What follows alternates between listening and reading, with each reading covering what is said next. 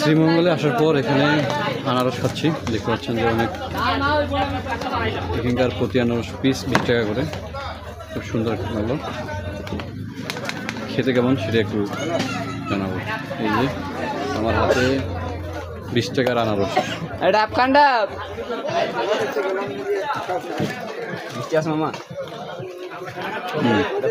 ভালো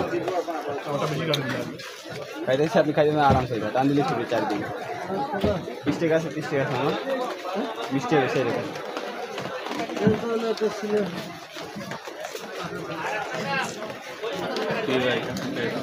হ্যাঁ আছে, খুব যে ভালো চলে।